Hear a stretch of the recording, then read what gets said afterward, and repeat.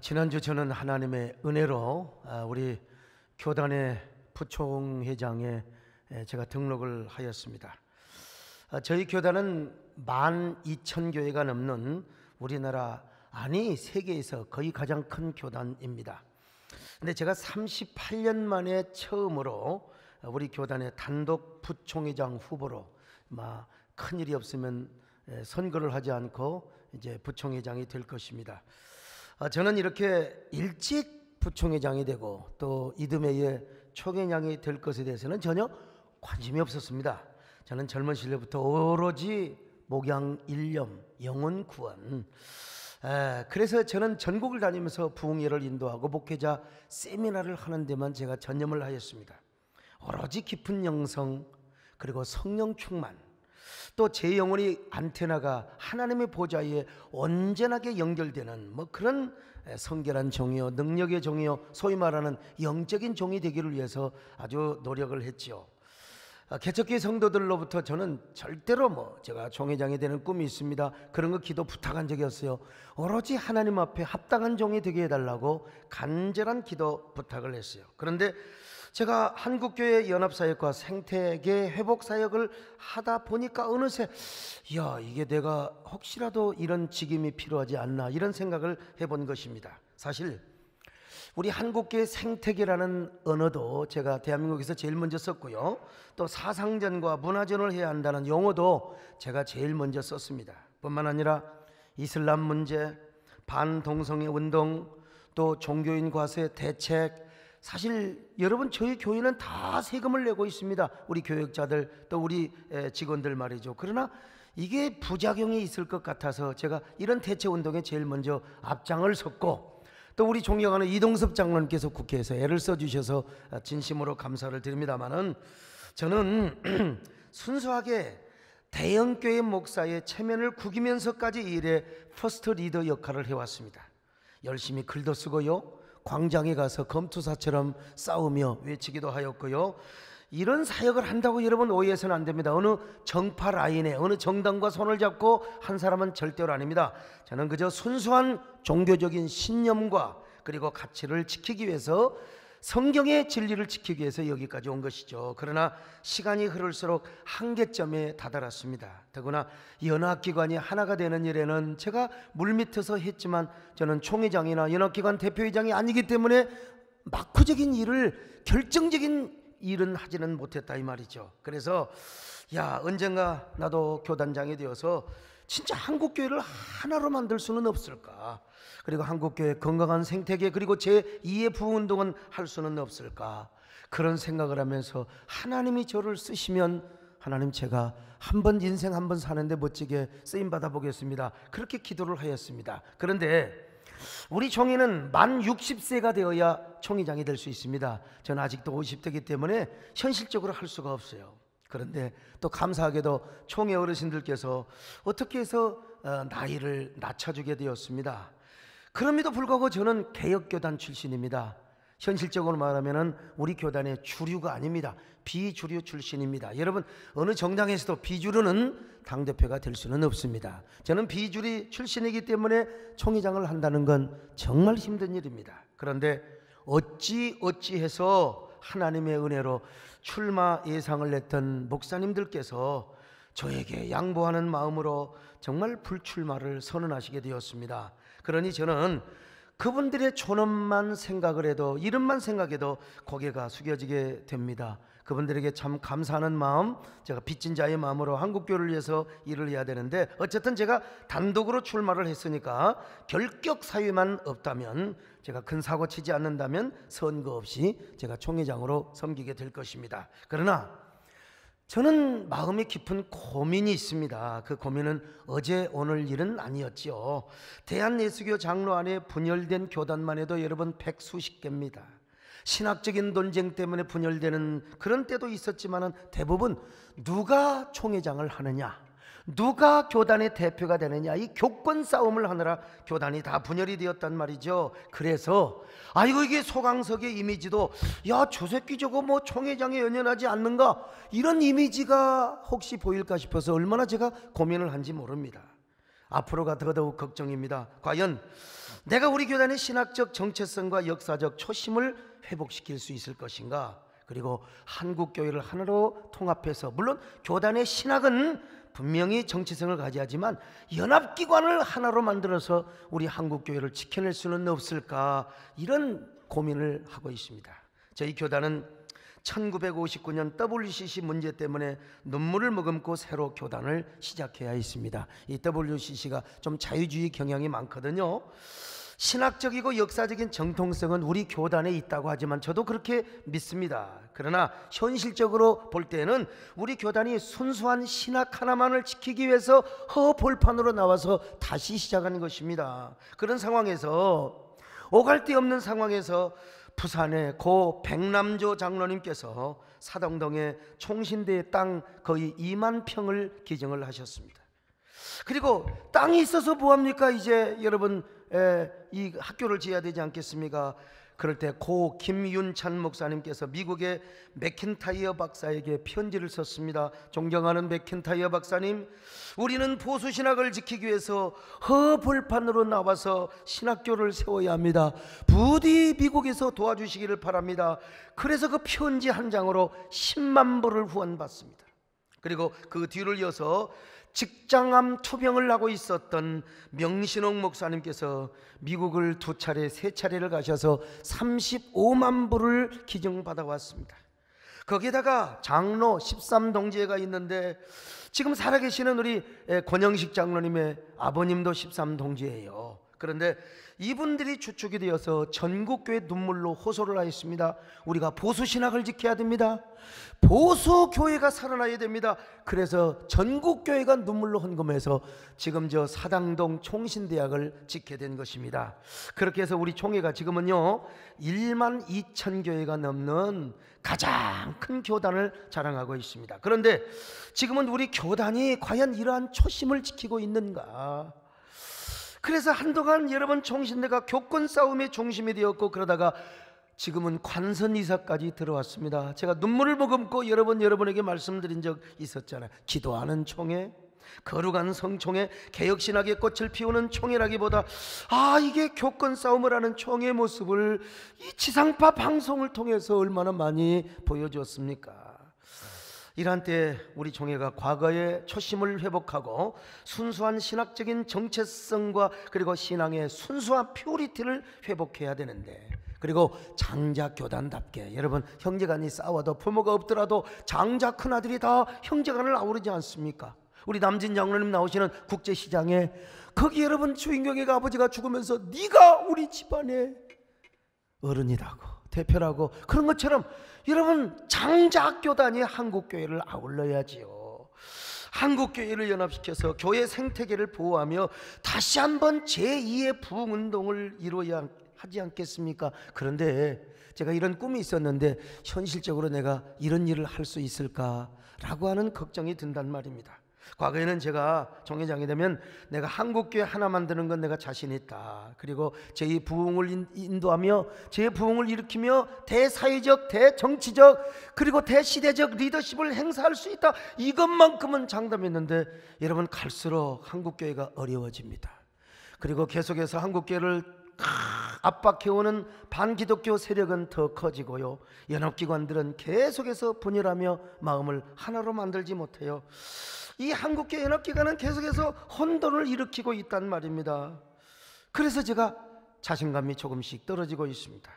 여러분, 이판사판이라는 말이 있지 않습니까? 이 원래 불교 용어입니다. 이판이라는 건 도만 닦는 승려를 말하고, 사판이라는 말은 절에서 정치하고 잡무 보고, 우리 교회로 말하면 김문기 장로님 같은 분이죠. 이 사판 장로님이라고 하는 거예요. 나쁜 건 아닙니다. 다 그게 필요한 겁니다, 여러분. 그런데 이게 사판들이 말이죠, 바깥에 나가서 야단법석 떨어도 괜찮아요.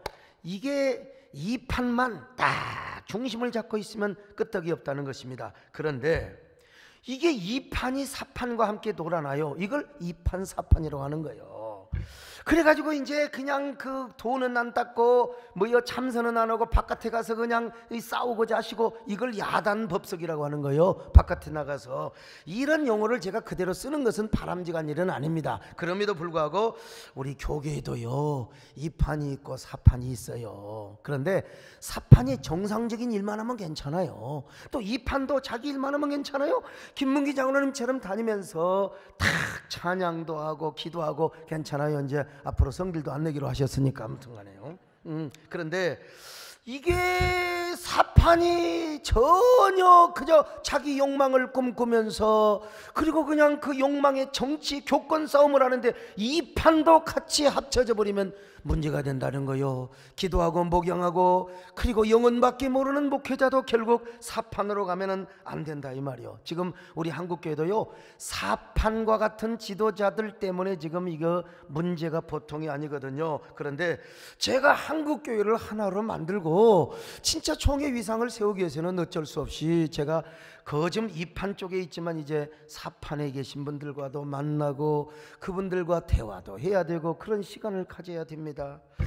그러다 보면 여러분, 어찌 저라고 별 볼 일 있겠습니까? 제 영혼도 떼묻을 수 있고 제 영혼도 오염이 될 수 있어요. 그러니까 두렵고 떨리는 마음도 있습니다. 그러니까 내가 왜 이런 말씀을 서론에서 말씀을 드리냐, 바로 여러분들의 기도가 필요하고 후원이 필요하고 응원이 필요하다는 겁니다. 저를 위해서 여러분 기도를 빡세게 해주시기를 부탁드립니다. 모든 일을 할 때는 여러분 대세라는 게 있습니다. 특별히 큰일하는 사람은요, 대세가 없으면 할 수가 없어요.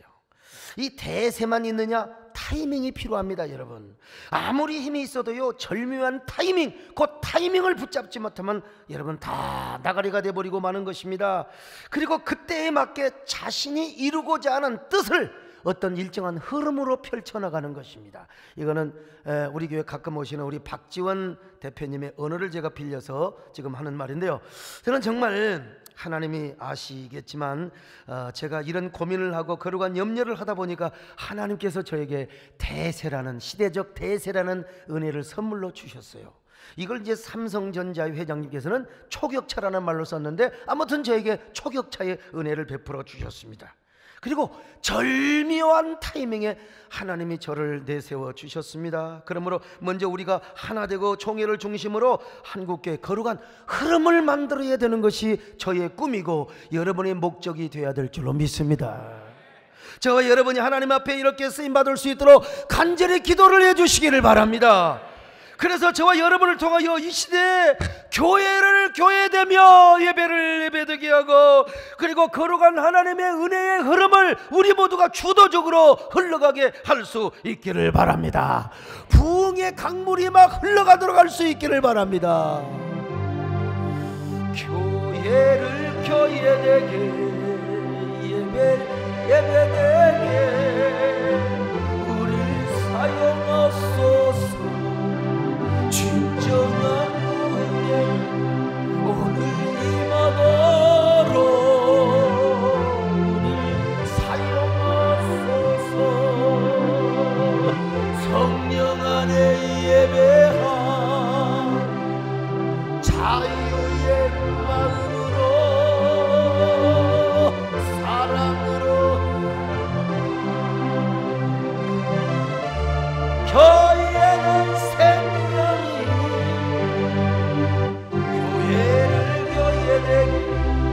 예배되게 우리를 사용하소서.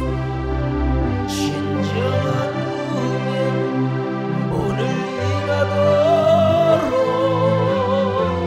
우리를 사용하소서. 우리를 사용하소서.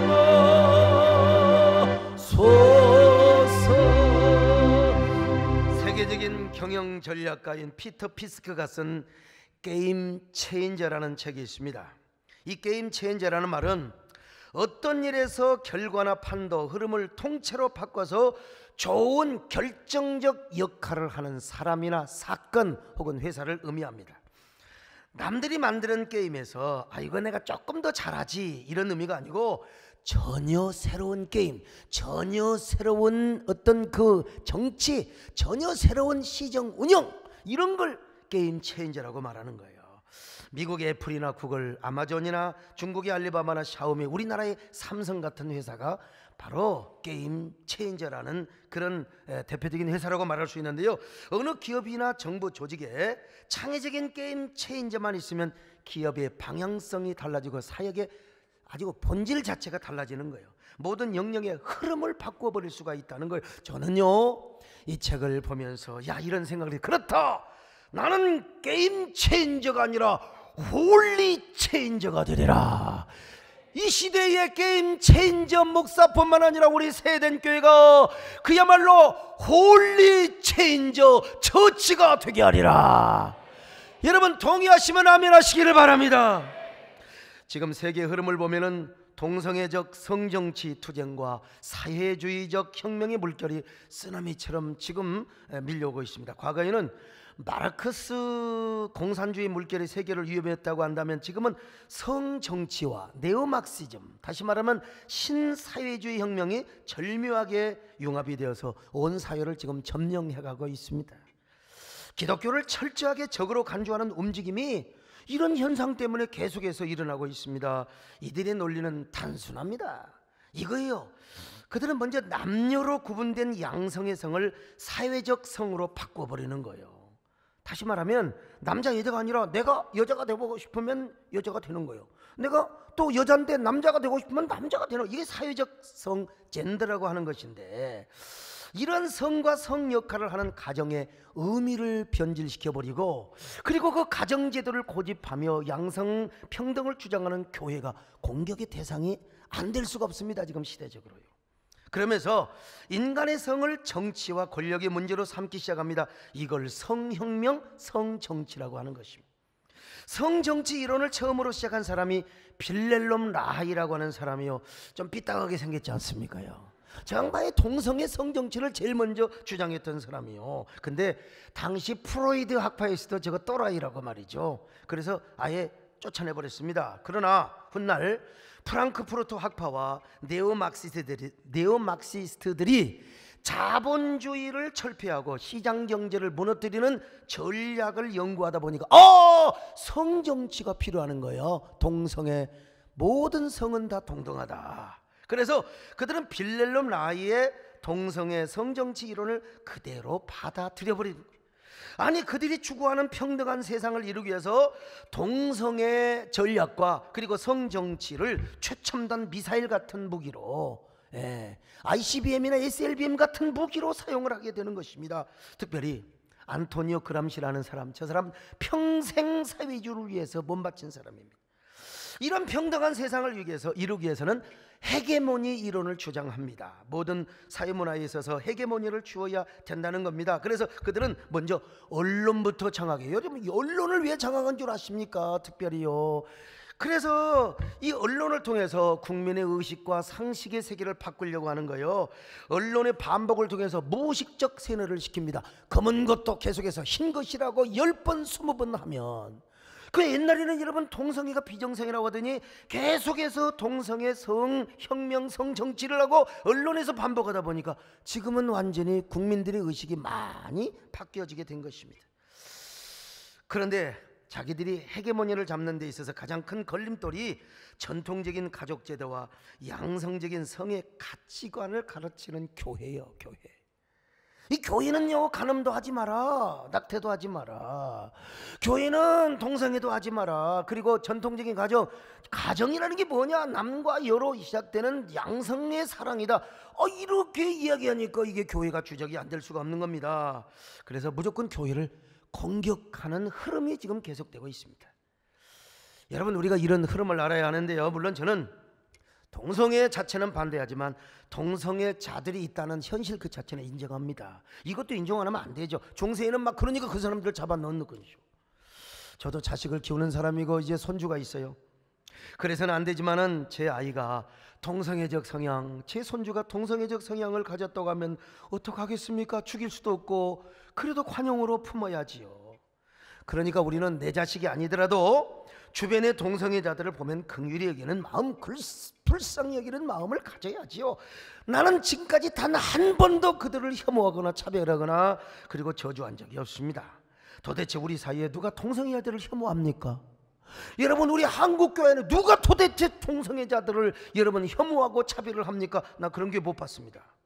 그들을 향하여 당연히 관용하는 마음을 갖고 긍휼히 여기는 마음을 가져야지요. 그게 교회의 태도고 그리고 우리 성도들의 태도라고 생각합니다. 그런데 왜 이렇게 동성애자들만 보호하고 교회를 역차별하기 위한 차별금지법이나 혐오 표현 금지에 대한 법률을 제정하려고 하는지 난 이걸 잘 모르겠다 이겁니다. 정말 최근에 경기도의 어느 도의원께서 경기도 성평등 기본 조리안과 성인지 예산제 실효성 향상 조리안을 발의하고 통과시켰습니다.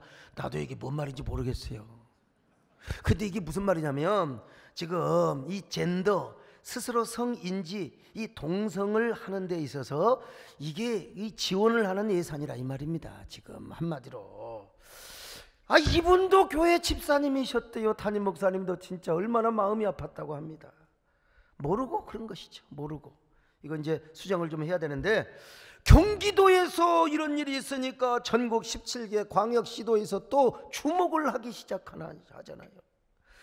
이 일을 우리 박예선 목사님이 참 애도 많이 쓰고 했습니다마는 교회 안에도 마찬가지입니다. 최근에 동성애 문제로 한국교회가 소모적 논쟁을 벌인 적이 있습니다. 이런 문제가 대두되었을 때 제가 진짜 입이 근질근질 해가지고 진짜 이거 하고 싶어서요.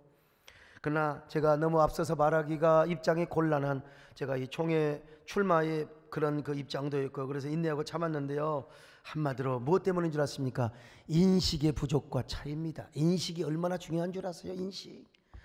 기독교 윤리와 교회 개혁운동에 앞장서신 큰 학자요 그리고 어르신께서 어느 책에서 이런 얘기를 하셨어요. 동성애에 대한 미국 복음주의자들이나 한국 보수교인들의 전쟁은 승산이 별로 없으며 이미 전세는 기울어졌다. 그리고 동성애라는 하루살이와 싸우느라 정의와 긍휼이라는 낙타를 포기하는 어리석음을 범해서는 절대로 안 된다. 마태복음 23장 24절입니다. 시작. 맹인된 인도자여 하루살이는 걸러내고 낙타는 삼키는도다. 여러분, 물론 그 어르신의 말씀에 귀 기울여야 할 메시지도 있습니다. 제가 그분을 정말 마음으로 존경하는 분인데 이 부분만큼은 동의할 수 없습니다. 유대인들에게 하루살이와 약대는 불결한 존재였습니다. 먹을 수가 없어요. 그런데 어떤 사람이 포도주를 따르다가 하루살이 한 마리가 빠졌어요. 채로 걸렸습니다. 그걸 보고 하루살이를 채로 걸린 것을 보고 이제 예수님이 지금 빗대어서 말씀하시는 건데 이렇게 작은 것에는 신경을 쓰면서도 그들 안에 있는 큰 욕망이나 죄라는 약대를 왜 그렇게 낙타를 삼키냐는 것입니다. 여기서 제가 해석을 달리하는 것이 있는데 어떻게 동성애와 동성애 운동을 하루살이에 빗대느냐 이 말이죠. 동성애 자체가 얼마나 큰 죄인데요. 오히려 동성애는 하루살이가 아니라 낙타와 같은 욕망이라고 이야기를 해야지요. 그러므로 만약에 영국교회와 미국교회가 이런 의식을 가지고 초기에 대응을 잘 했다면 전세는 기울어질 수가 없었습니다. 그리고 이런 역사를 제대로 안다면 어떻게 대세가 끝났다고 말할 수는 결코 없을 것입니다. 오히려 홀리 체인저가 되어서 이 나라 이 민족의 역사를 지키자고 역설해야 되지 않겠습니까? 따라서 우리는 영국과 미국의 모습을 타산지석으로 삼아야 합니다. 영국뿐만 아니라 미국도 프랑크푸르트 학파와 네오막시즘의 영향을 받아서 동성애 찬반 논쟁이 일어나기 시작합니다. 처음에는 네오막시드들이 주장하는 여성, 정치, 경제적 불평등을 투쟁의 제일 1우선으로 삼다 보니까 동성애는 우선순위에서 밀렸습니다. 그런데 네오막시스트이며 레즈비언이었던 버틀러라고 하는 교수가 동성애자들의 활동 그룹을 퀴어라는 이름으로 명명하면서 동성애자들에 대한 부정적 의미가 아주 희석되기 시작했습니다. 그러면서 동성애자들에 대한 시각을 사회적 약자 프레임 안에 넣어서 고통받고 핍박받는 연민의 대상으로 이미지화하기 시작합니다. 이런 사회적 흐름 속에서 미국 교회조차도 동성애에 대한 인식의 변화와 함께 내부 분열 현상이 일어나기 시작했습니다. 무엇보다 동성애적인 이 성적 지향을 가지고 있었던 헨리 나우엔이 사회적 흐름에 따라서 동성애자들을 비난하지 말자, 관용의 대상으로 품자, 그러면서 은근하게 보호하고 비호하기 시작합니다. 또 필립 안씨도 동성애를 지지하는 기독교인들이 반동성애 기독교인들보다 오히려 더 선하고 하나님의 사랑을 실천하는 사람이라고 동성애자들을 오히려 지켜 세우기 시작했습니다. 미국 교회가 이들에게 이렇게 설득을 당하자 미국 진보 진영에서는 동성애 운동을 인권이라는 방향으로, 성소수자의 인권이라는 방향으로 틀기 시작합니다. 그리고 동성애 문제를 정치적 이슈로 확전하기 시작했습니다. 이때 여러분 PC 운동, 바로 Political Correctness, 즉 정치적 정당성 운동도 함께 전개를 하기 시작하죠. 그러니까 미국 교회 목회자들은 정교 분리 원칙을 핑계대며 동성애 문제에 대해서 이제 언급을 피하기 시작하고, 목사들이 그런 질문을 당하면 교인들에게 필립 안씨 책을 읽으세요, 그리고 헨리 나우엔의 책을 읽으세요, 그러면서 미국 교회가 점점 기울어지기 시작합니다.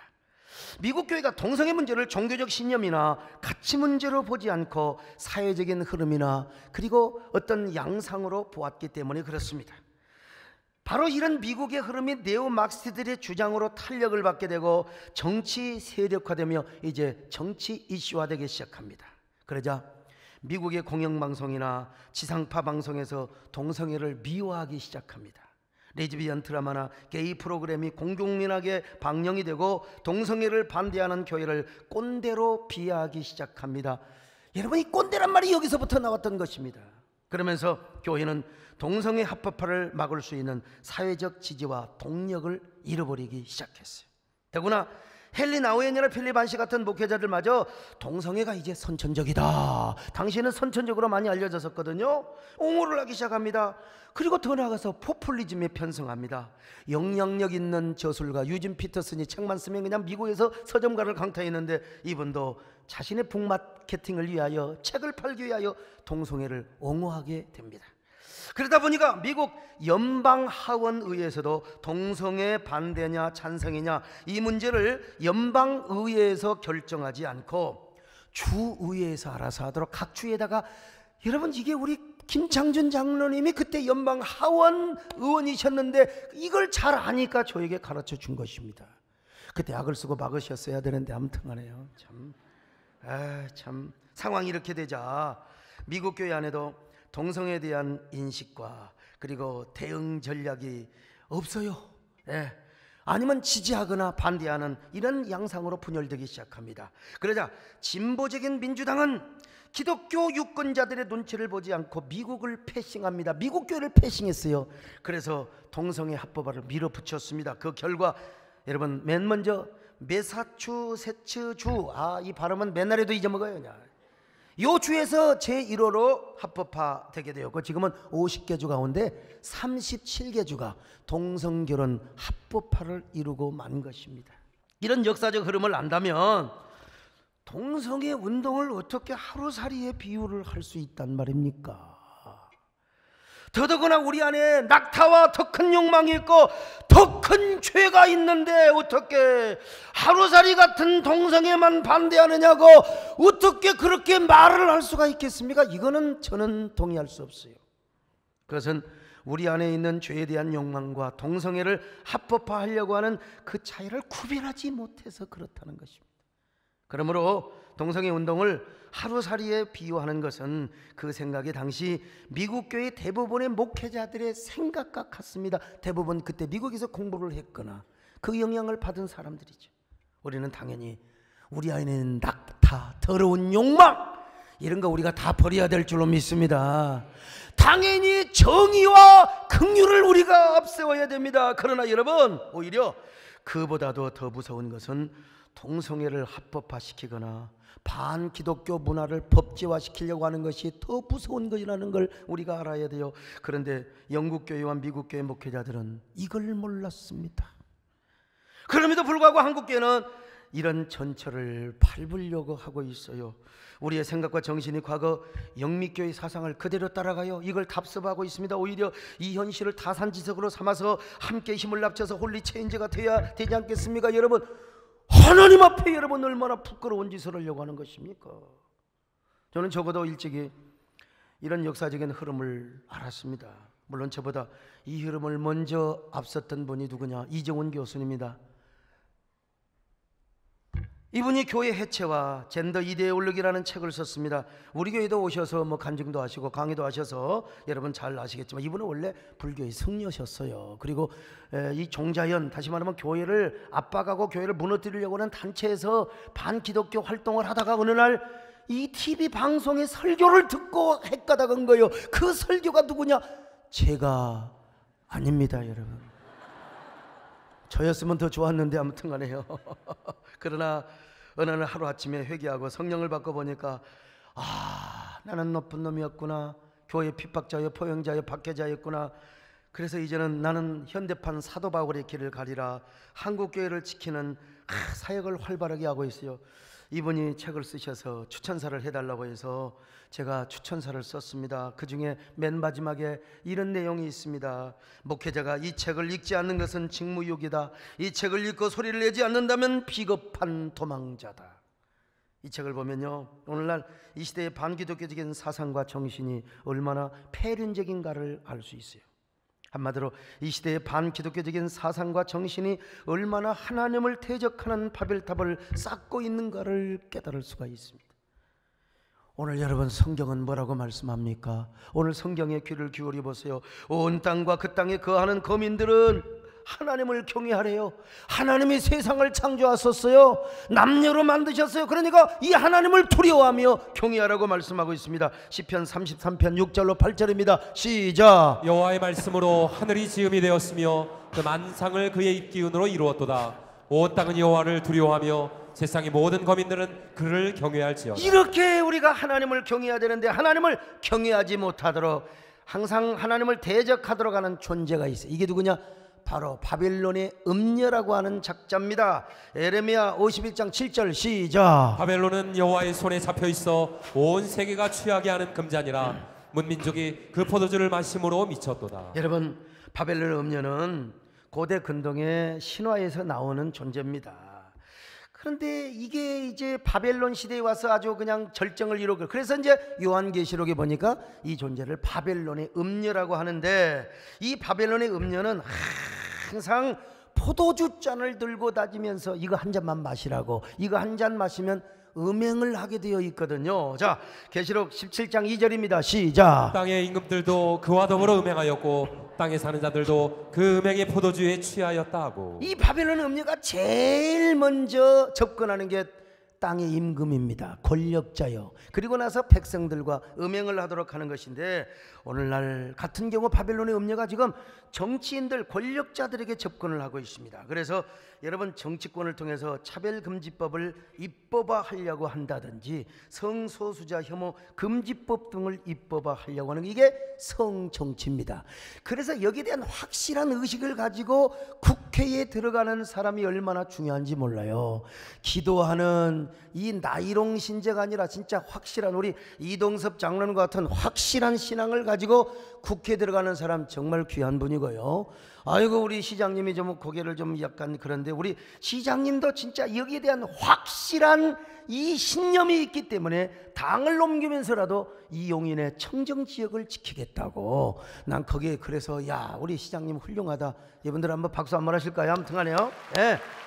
그러니까 여러분, 꼭 대통령뿐만 아니라 대통령 주변에 있는 사람들, 시장, 국회의원, 도지사, 이런 사람들을 음녀가 이게 사상적인 포도주, 정신적인 포도주, 지식적인 포도주를 마시게 하는 거예요.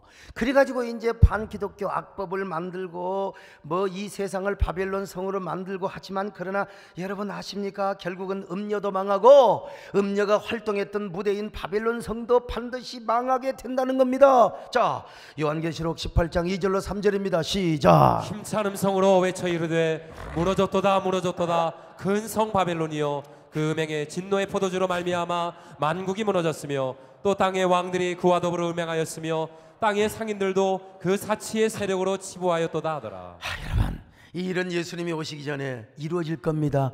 소망을 가지시기를 바랍니다. 그러나 오늘 본문을 보니까 바벨론 성이 다 망하지는 않더라도, 이 지구촌이 멸망하지는 않더라도 국부적으로 그리고 국가적으로 이런 일은 계속해서 반복될 것이라고 말합니다. 하나님을 대적하는 음녀의 사상과 정신, 유혹 문화는 다 무너지게 된다는 거예요. 자, 시편 33편 10절입니다. 시작. 여호와께서 나라들의 계획을 폐하시며 민족들의 사상을 무효하게 하시도다. 이 세상에 수많은 나라가 있잖아요. 하나님의 섭리와 계획에 순응하는 나라, 정권, 그리고 그 모든 나라, 그 모든 정부는 흥하지만 하나님의 진리와 섭리를 대적하는 나라와 민족들의 사상, 그리고 그 정권은 패하고 망하게 될 수밖에 없다는 것입니다. 그러니까 우리가 여러분 대통령을 위해서, 정부를 위해서 기도하는 이유가 여기에 있는 것입니다. 어떤 국가나 민족이 음녀가 가져다주는 정신과 사상을 선택했다고 합시다. 당연히 여러분 그 사상은 망합니다. 그 목표는 망하게 되어 있어요. 그러면 하나님께서 어떤 것만 영원하느냐? 당신의 계획과 당신의 생각만 영원하다는 거예요. 자, 시편 33편 11절입니다. 시작. 여호와의 계획은 영원히 서고 그의 생각은 대대에 이르리로다. 그러니까 여호와의 생각, 하나님을 기뻐하시는 사상을 가지고 정치를 하는 정권과 그 권력은 영원할 것이라, 이렇게 적용해도 되지 않겠습니까? 오늘 본문은 이렇게 말씀합니다. 여호와를 자기 하나님으로 삼은 나라고 하나님의 기업으로 선택된 백성이 복이 있다고 말입니다. 시편 33편 12절입니다. 시작. 여호와를 자기 하나님으로 삼은 나라 곧 하나님의 기업으로 선택된 백성은 복이 있도다. 여러분, 우리가 먼저 하나님 섬기는 것을 기업으로 삼아야 됩니다. 이 시대 이 민족이 잘못 생각하고 잘못된 길로 가는 것을 막고 우리가 다시 거룩한 흐름의 물길을 다시 틀게 하는 홀리 체인저가 되어야 될 줄 믿습니다.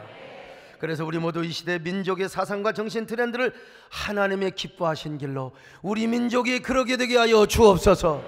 대통령과 그를 보좌하는 정치인들이 다 그렇게 하여 주시옵소서. 이런 역할을 하는 게 바로 홀리 체인저입니다. 여러분, 국회가 다 이런 국회가 되게 하여 주시옵소서. 그렇다고 제가 기독교 나라, 기독교 정부를 이야기하는 것이 아닙니다.